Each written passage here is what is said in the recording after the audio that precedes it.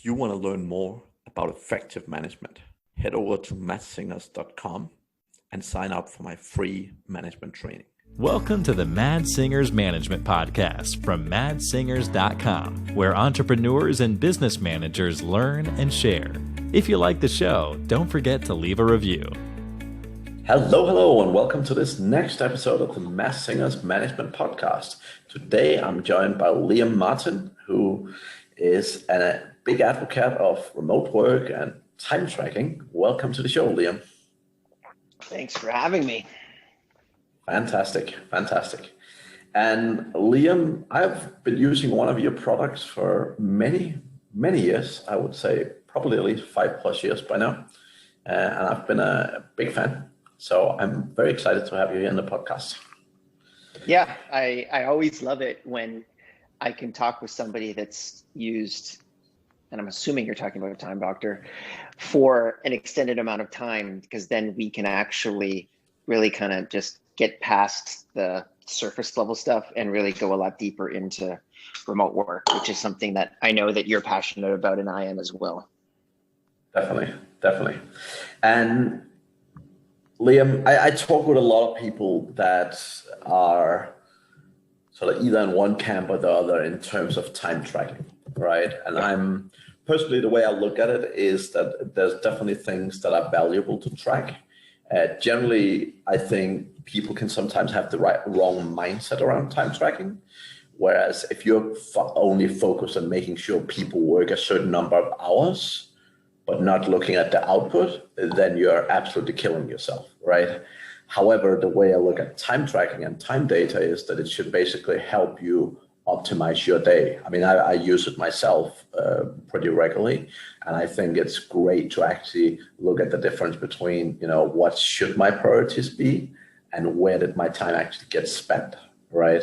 And I think particularly people that I know that run agencies, I find it absolutely critical if you run an agency, so you actually know and understand how much time is going into each client. Because many of the agencies we work with, and that could be web devs or SEO agencies or whatever, they tend to charge just a set amount, so like $1,000 a month or whatever. But they're not good at looking at how much time goes into it. So occasionally when I start working with people, they realize, we actually have people where we spend $1,200 fulfilling a $1,000 client, and we have people where we spend $200 fulfilling a $1,000 client. And the thing is, if you're running an agency, if you're running something like that, you definitely want to have a clear understanding of where your time goes, because that helps you understand what are your best clients really. Yeah, that is, you're describing one of the major use cases of our tech, which is just analyzing. Everyone looks at their P&L at the end of the month and they say, oh, okay, we made profit. Okay, great, you made profit, but did you make profit on every client? The vast majority of the time, that is not the case. And you need to actually analyze that data, and we'll do audits where an agency will come to us and they'll say, oh, wow, 3 months later, I had to fire 17 clients out of our 60 because we realized that we were losing money on them. Or we just said, well, we're doubling our fee on you as a client. And it's such an easy thing to be able to conservatively, I would probably say the average agency that I look at that uses our tech sees about a 20 to 30% increase in net profitability just from implementing the software, which is, makes the software profitable on day 3.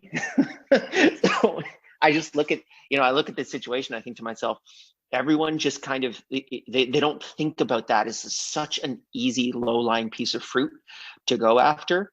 And it's confusing to me because I have not personally been in the agency world, but I have so many of my friends that are in it, and the ones that are good, they look at that kind of stuff.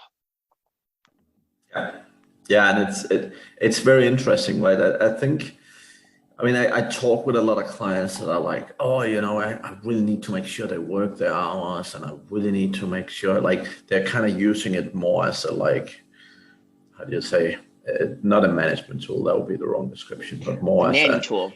A nanny tool, or like a leash a little bit, right?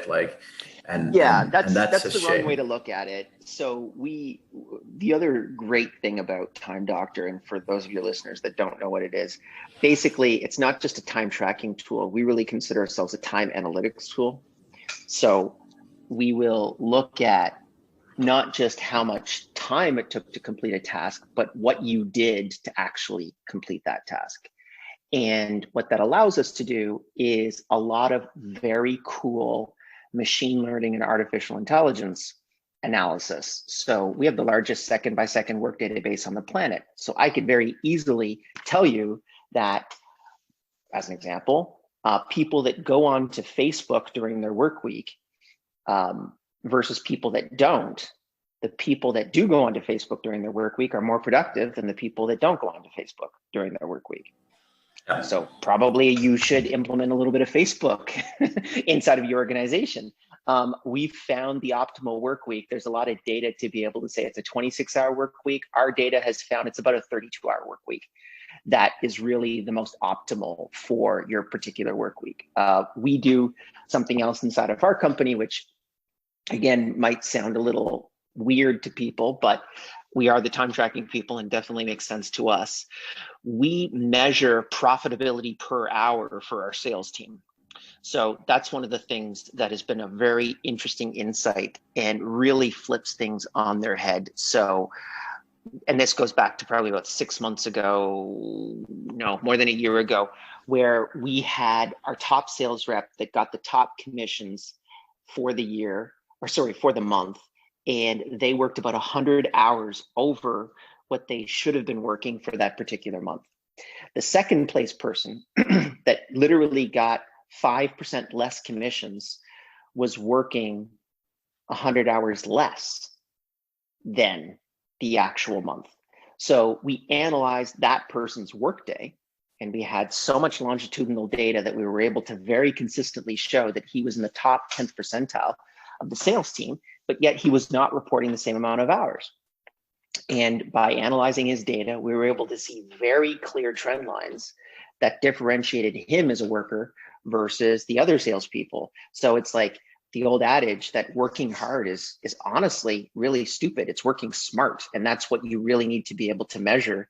That's what we hope that people use the tool for, is how can you work smarter and how can you be more efficient with your time? Because then that makes for a happier employee and a happier employer.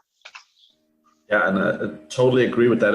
I would say so many people say that statement. I hear so many people like, oh yeah, work smarter, not harder, but very, very few people actually do it and get what it means. But this is exactly the type of stuff that I'm looking at, right? So both learning from best practices in general, but particularly also being in control of your data, right? Because I mean, time data is one that's super effective, but like in many instances, like being solid, having a solid KPI, having solid results measurement is really, really important, because there's so many people and so many businesses that are, quote, working hard, as in they're working a lot of hours, but the actual output they're getting doesn't really reflect that, right?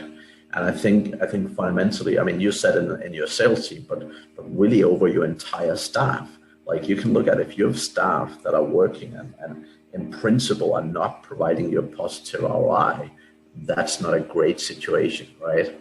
So fundamentally over your entire staff, like if you actually look at your entire population of staff, look at your total revenue and see, what is each person actually making on a consistent basis. I think things like that is super interesting, but generally, like KPIs for me is one of the best ways to actually stay afloat and really control a business. Because when you're a small business and you have 5 staff, like a lot of business owners can kind of keep the numbers in their head and they kind of understand their finances. But when you start scaling, and I mean, you guys have hundreds of staff now, right? Like when you start scaling, like having solid KPIs and knowing what to measure and what to look for makes such a huge difference, right? Oh yeah, there's There's a lot of data to be able to suggest that basically past about 100 to 150 people, you can no longer refer to them directly as like part of your tribe, basically. And they start to become data points. And this is an inevitability. And if you think that you're not ever going to do that, like I'm going to be different from everyone else, you're absolutely wrong, because you're just pushing up against anthropology and the scientific method.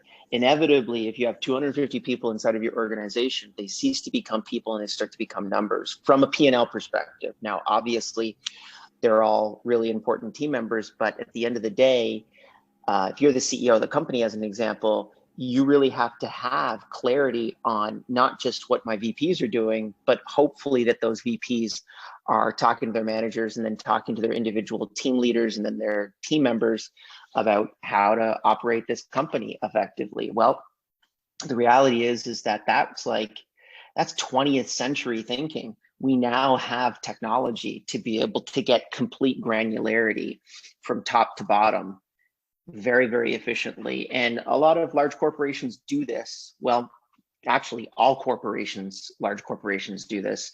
We have not found, at least for us, a Fortune 500 company that is not implementing these types of metrics, because they work and they're how you measure effectiveness in the workplace. So for us, I mean, I'm very passionate about trying to figure out not just how to get people to work harder, but how to get people to work more efficiently. And a lot of the data that we find is very counterintuitive, which is an interesting perspective as well. As I had said, sometimes spending time on social media actually makes you more efficient at your job. Got a whole bunch of other things that kind of connect to that too, but maybe that's for another podcast. Well, I think fundamentally, as you said earlier, like you said, the ideal working day, according to your data, is around 32 hours, right? Yeah. And I think this is definitely something a lot of entrepreneurs should be listening to, because again, like so many entrepreneurs that I'm coaching, they end up like, yeah, I'm working 100 hours a week, and it's kind of like this, they're being cool doing it.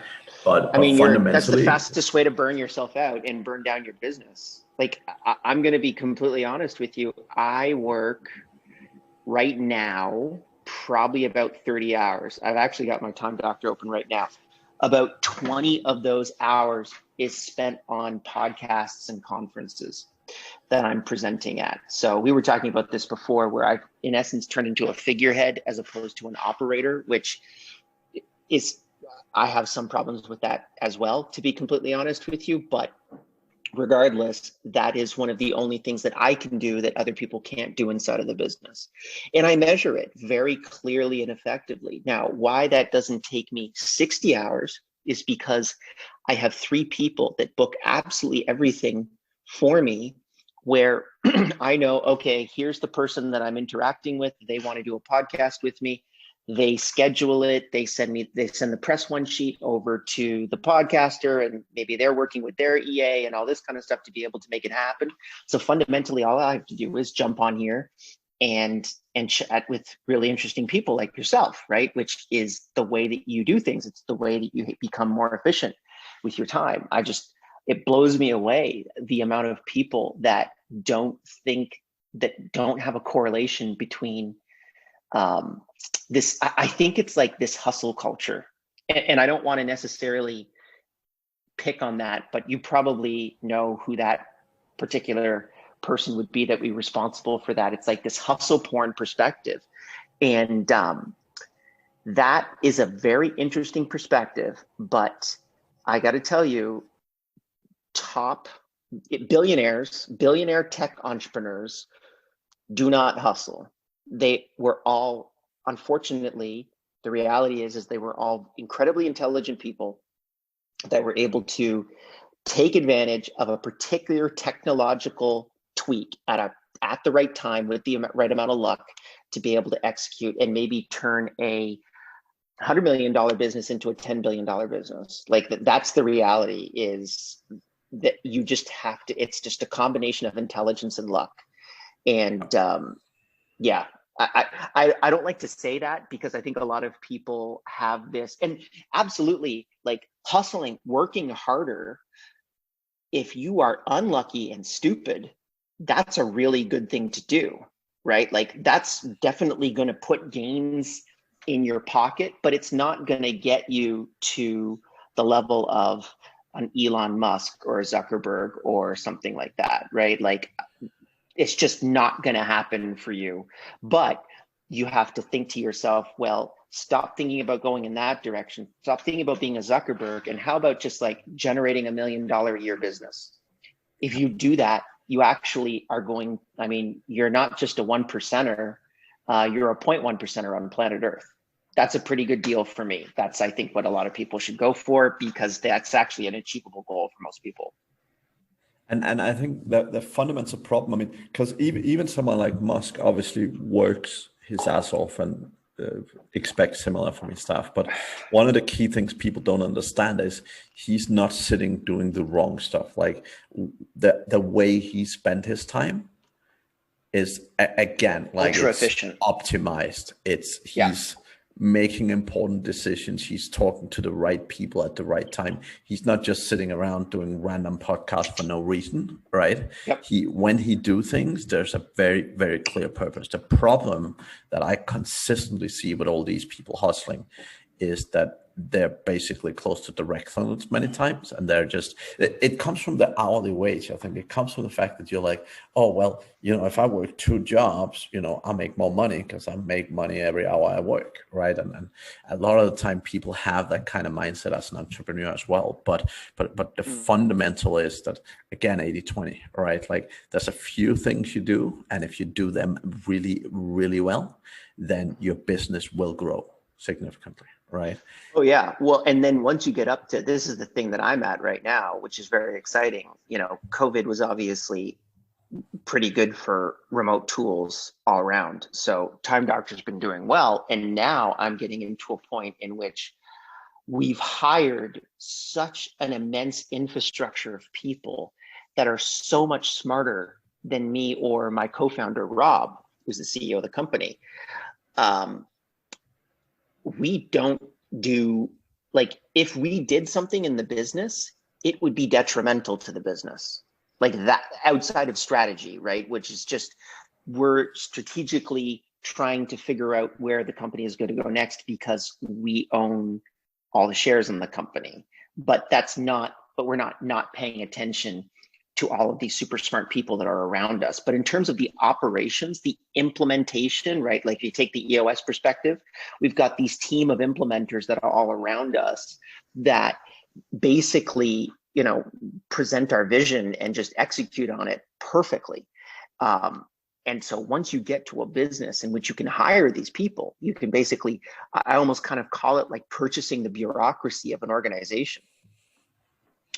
You can get to, it's almost like a passive income type of situation, right? Where you're at the point where it's like, yeah, the company is now running itself, and all you're simply doing is not even course corrections. You're just simply coming in there and saying, well, what do you think we should do for the next, like right now, the biggest meeting that I had to put the most energy into this week was, what's our 1 year and 5 year goal that we reassess every quarter, right? Like that was, and that was honestly a 3-hour meeting.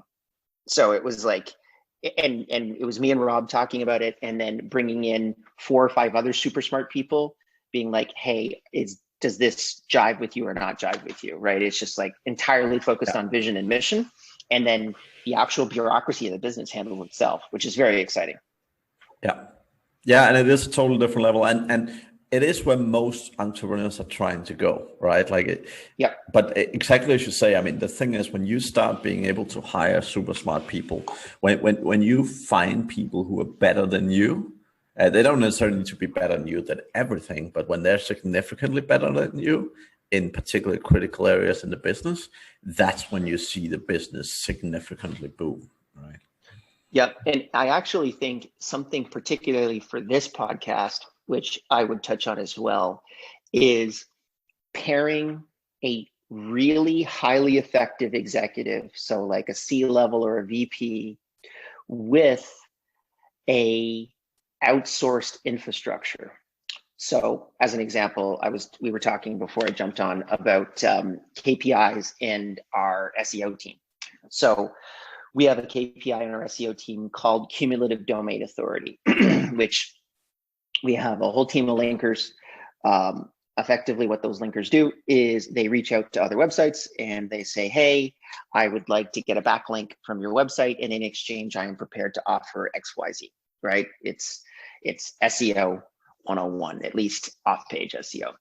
And we discovered when we just said, go get backlinks, we were getting crap backlinks. And then when we said, well, go get us only good backlinks, and backlinks don't count, or bad ones don't count, then that was actually a big problem because they weren't even going after the easy stuff.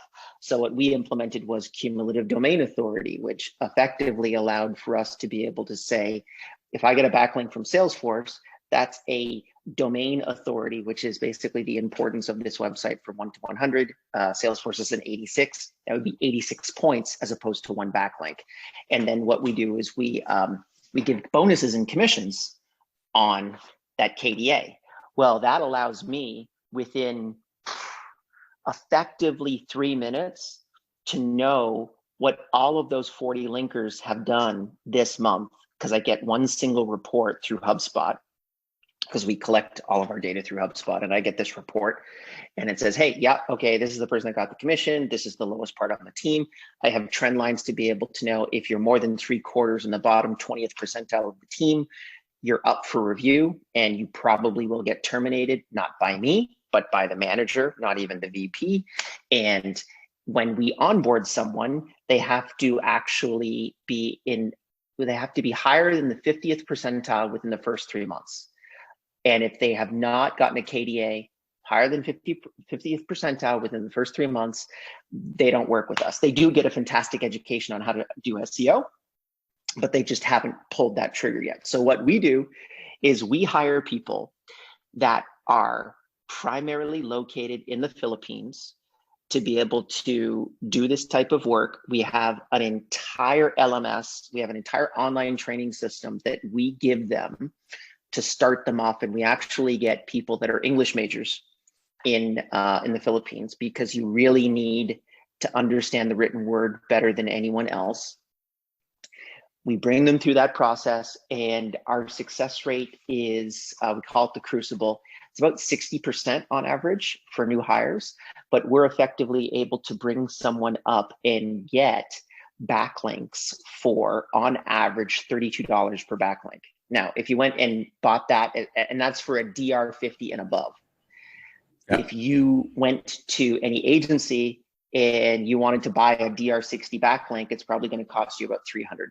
So in the market, like, we're effectively, by doing this on our own and implementing the right metrics, we're able to 10x our profitability on that team in comparison to others. And I hire as many people, like right now, that team has gone from 10 at the beginning of the year to 40.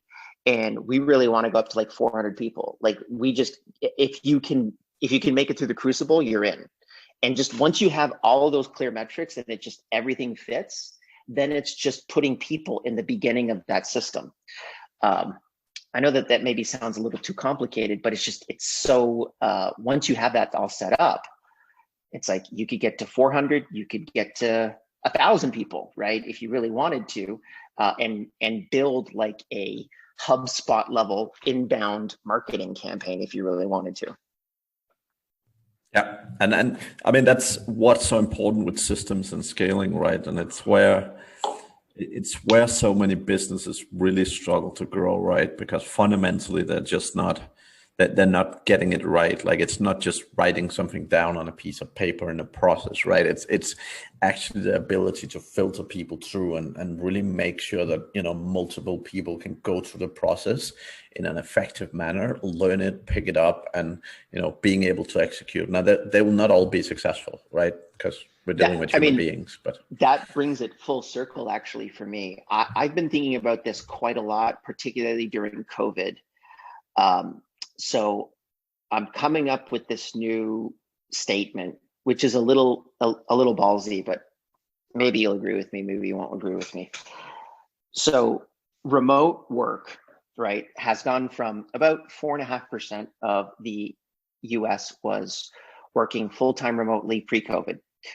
Post-COVID in April, it was about 45%. It's remained relatively consistent between 40 to 45% up until right now. And we are in November of 2020 right now. So we have a very interesting moment where I think a lot of the remote work companies that existed pre-COVID have a lot to teach to this new generation of companies, because I mean, I think the writing's on the wall. Within the next 1 to 2 years, I think everyone will realize that they have to work remotely, not because it's a better work environment, but because it's so much more capital efficient than working inside of an office.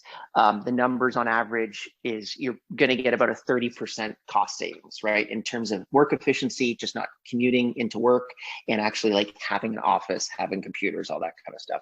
So the concept that I really want people to grasp onto, and you touched on it in a really in a perfect way, is asynchronous management.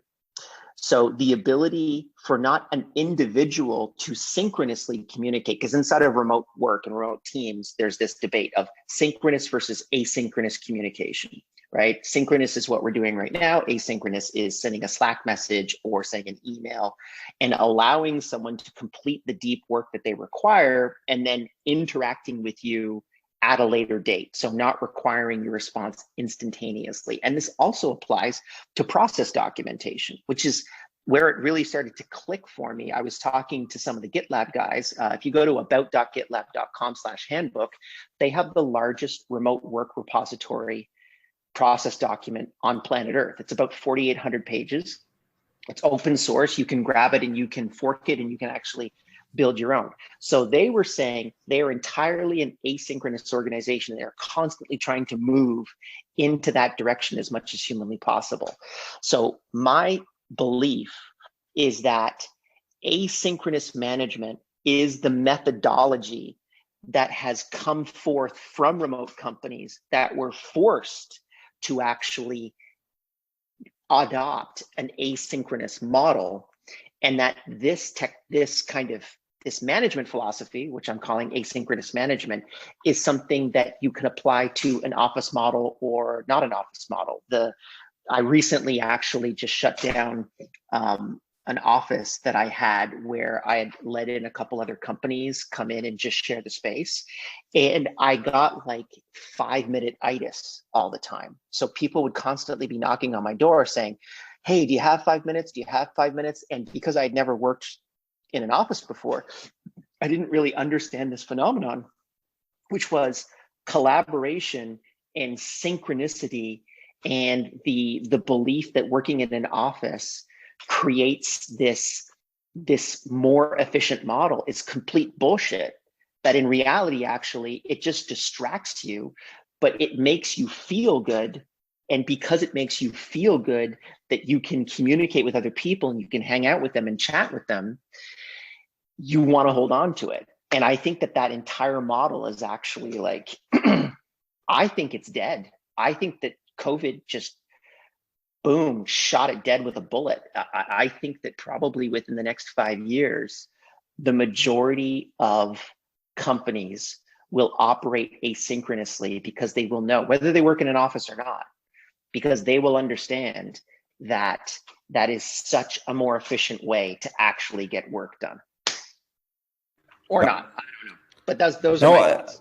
I totally agree, and I love the way you said that you've set up a in-house LMS, right? And you have a solid training system, because again, I fundamentally believe that that's the way forward, and that's what most companies ought to be doing, because fundamentally, like, you know, it should be straightforward to train new people. It should be straightforward to teach people the basic skills of what it is they need to be doing in their jobs, right? And the easier, the simpler you can do that, obviously, I mean, you can send them manually videos and stuff, but the more automated, the more straightforward the system is, the more, like with an LMS, you can build in various tests and you can do all this sort of stuff to see do people get it, right? And I think really that's the strongest way of building up a strong infrastructure, right? There's a statement that I steal from Napoleon, which is, he said, orders shouldn't be easy to understand. They should be impossible to misunderstand. And I think about that when I think about process documentation. And it's like, it's a very small shift, but it's a small shift in your mind, but it's monumental in how you implement things. So if something's easy to understand, then that means 90% of people understand the order or the process document, as an example. But how do you get to 100%? Oh, well, you hyperlink the portal link that you need to be able to access your GoDaddy server, as an example. And maybe you have a video tutorial from GoDaddy on exactly how to do it, but not just in English, also in Tagalog, because the vast majority of people that will be consuming that process speak Tagalog, Filipino, as their first language. And you're so precise about all of those different pieces of the process that it becomes impossible to misunderstand. And this is the thing that, for me, I mean, when I see the other thing that a lot of your readers probably don't know is I also run a conference called Running Remote. And at that conference, I'm able to sit around with some of the top remote work companies, founders in the world. It was really just I just wanted to kind of learn more about how they ticked. And I got to tell you, the most successful ones, everyone, and I'm talking everyone who's over 1,000 employees, has such detailed process documentation. It just, I wish I could make this a stronger statement and hammer this into people's minds. The faster that you start implementing process documentation inside of remote teams or outside of remote teams, it doesn't matter, the faster the business will grow. It's almost like doing your accounting or doing your taxes. No one wants to do it, but the moment that you do it, you feel a lot better about it, and actually your business will succeed. The faster that you don't do it, and this is the other part that kind of connects to asynchronous management, which I think is, and again, I haven't fully conceptualized this, I'm still thinking about it. The reason why process documentation isn't important inside of offices when you have synchronous management is because humans are the process documentation. Because you're saying, hey, Suzanne, how do you do this? Oh, Liam, you do it this way. Wrong.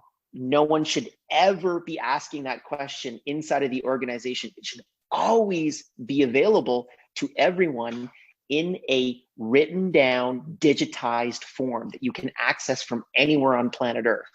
And the faster that you actually get that done, the faster your business will succeed. Because one day, unfortunately, Suzanne or someone like her is going to get hit by a bus or is going to quit and get a better job from somewhere else. And then you're fucked. Because guess what?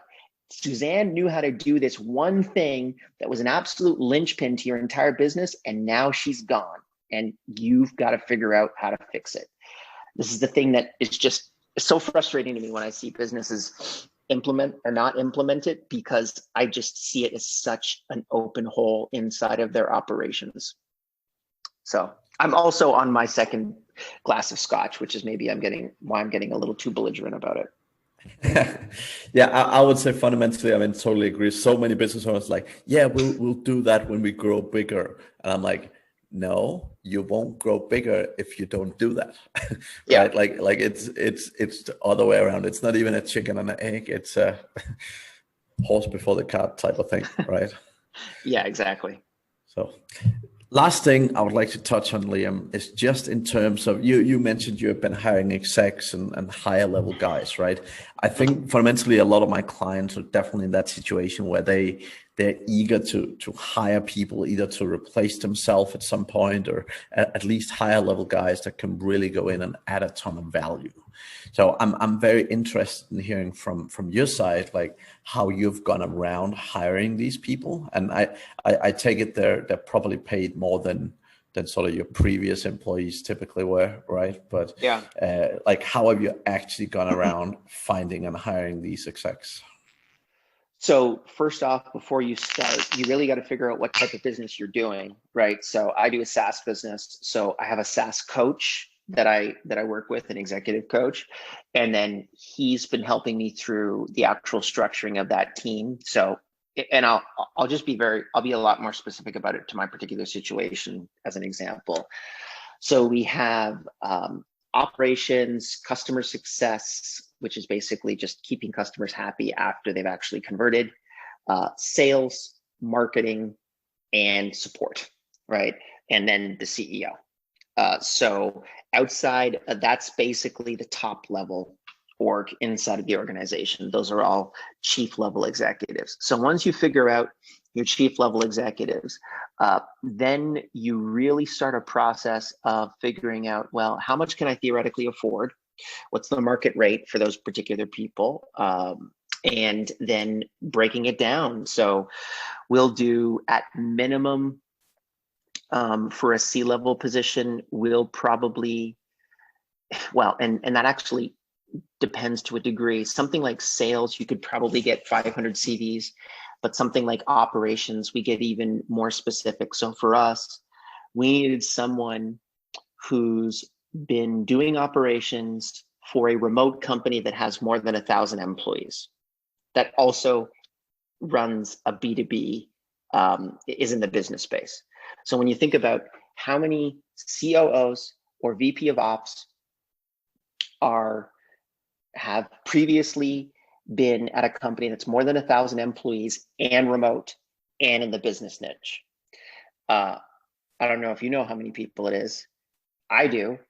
It's 87. There's 87 of those people on planet Earth. And so we went through that list and we just found one, and actually his name's Michael, and he used to work for WordPress. He now works with us, and he's completely rebuilt our HR departments, our legal, our general kind of operational capacity. And that's how we went on that side. To get a little bit more granular, however, our regular process, if we're just going to hire a regular candidate, is generally, like linkers as an example, would be 500 CVs minimum. Those 500 CVs get reviewed by our HR team, boil it down to about 50 candidates. Those 50 candidates get a first level test from us. A lot of those tests are really kind of tuned to the particular position. Then if they pass that test, we usually grab the top 20 candidates from that test. We have the direct manager interview those top 20 candidates. That boils down to approximately 4 to 5 people that are then interviewed by a second person, either the VP or someone else inside of the team that we think could theoretically become a team leader or a manager. So we kind of give them a little bit of taste of that. And we break that down. They individually assess those 5 candidates, break it down to a top 3. And we, unlike a lot of companies, we always hire 2 people, which you'd think is weird, but we always hire 2 people. And the reason why we do is because inside of a remote work organization, you can hire people very, very quickly. You can hire them on as contractors. So it costs us not that much money to check our math and find out, was our number 1 pick actually the right one, or was it the second place person? So we basically give them exactly the same tasks. So like for an SEO, we'll actually have them go after, let's say, 3 different blog posts, and we'll try to get them to go after links for 3 different blog posts that we effectively think are as difficult. And we use the Ahrefs keyword difficulty measure to be able to go after that. And we just see how many links they can rack up for those 3 blog posts. And you'd be blown away at how often we get it wrong. We get it wrong about 20 to 30% of the time, where the second level candidate is actually way better than the first level candidate. But it's just so much faster for us to be able to do that. And we will end up having that person, both people, work with us anywhere from 2 weeks to 3 months, dependent upon how long that particular experiment will last.